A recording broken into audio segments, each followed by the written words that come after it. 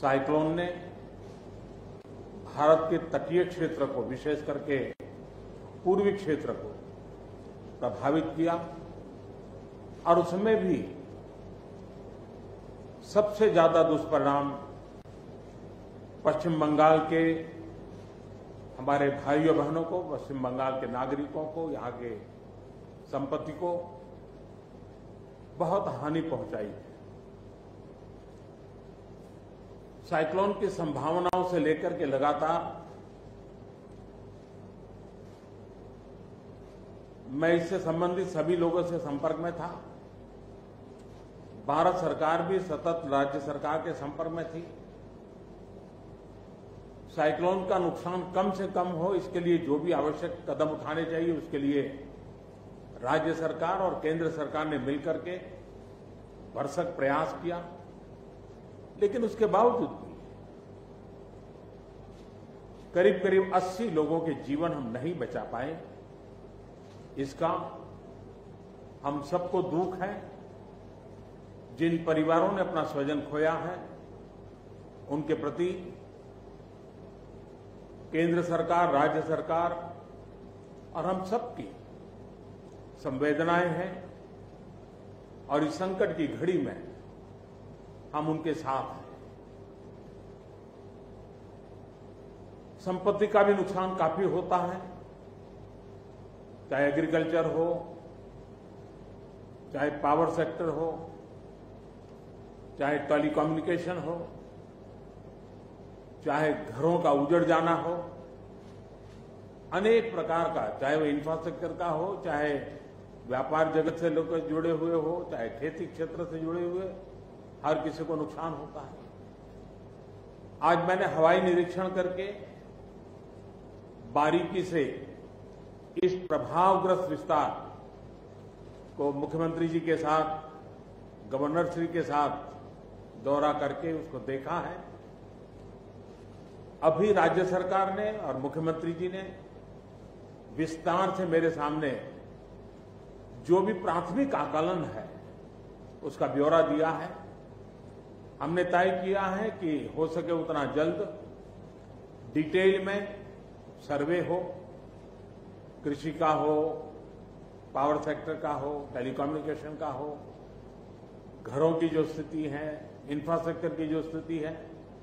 केंद्र सरकार की तरफ से भी तत्काल एक टीम आएगी और वो टीम इन सभी क्षेत्रों में सर्वे करेगी और हम मिल करके रिहेबिलिटेशन हो, रिस्टोरेशन हो, रिकंस्ट्रक्शन हो, उसकी व्यापक योजना बना करके बंगाल की इस दुख की घड़ी में हम पूरा साथ देंगे, सहयोग देंगे और बंगाल जल्द से जल्द खड़ा हो जाए, बंगाल जल्द से जल्द तेज गति से आगे बढ़े, इसके लिए भारत सरकार कंधे से कंधा मिला करके काम करेगी और जो भी आवश्यकताएं होगी उन आवश्यकताओं को पूर्ण करने के लिए भारत सरकार के जो भी नीति नियम है उसका पूरी तरह उपयोग करते हुए पश्चिम बंगाल की मदद में हम खड़े रहेंगे।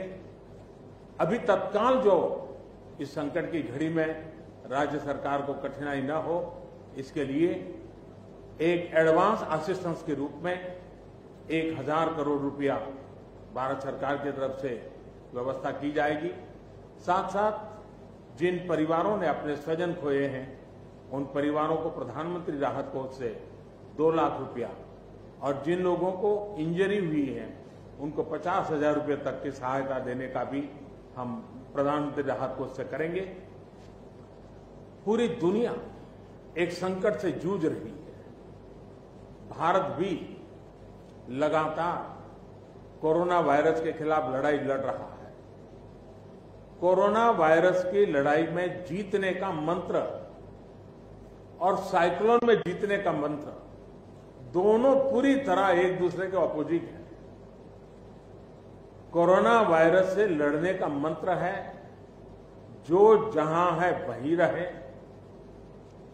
जरूरत नहीं हो तब तक घर से बाहर न निकले और जहां भी जाए 2 गज की दूरी बनाए रखे। लेकिन साइक्लोन का मंत्र है कि साइक्लोन आ रहा है, जल्दी से जल्दी सुरक्षित स्थल पर आप शिफ्ट कर जाइए, वहां पर पहुंचने का प्रयास कीजिए, अपना घर खाली कीजिए। यानी दोनों अलग अलग प्रकार की लड़ाइयां एक साथ पश्चिम बंगाल को लड़नी पड़ी है। लेकिन उसके बावजूद भी ममता जी के नेतृत्व में राज्य सरकार ने भरसक प्रयास किया है। भारत सरकार ने भी लगातार उनके साथ रह करके इस संकट की घड़ी में जो भी आवश्यक, जो एडवांस में करने योग्य था, जो उसी समय करने का योग्य था और जो आगे दिनों के करने की आवश्यकता है, उसको भी पूरा करने का हम प्रयास करेंगे।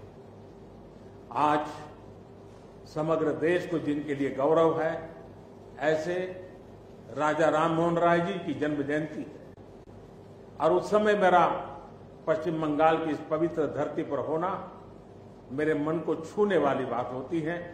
लेकिन संकट की घड़ी से हम जूझ रहे हैं, तब मैं तो इतना ही कहूंगा कि राजा राममोहन राय जी हम सबको आशीर्वाद दें, ताकि समयानुकूल समाज परिवर्तन के जो उनके सपने थे, उनको पूरा करने के लिए हम मिल बैठ करके, मिलजुल करके एक उज्जवल भविष्य के लिए, भावी पीढ़ी के निर्माण के लिए समाज सुधार के अपने कामों को निरंतर जारी रखेंगे और वही राजा राममोहन राय जी को उत्तम श्रद्धांजलि होगी।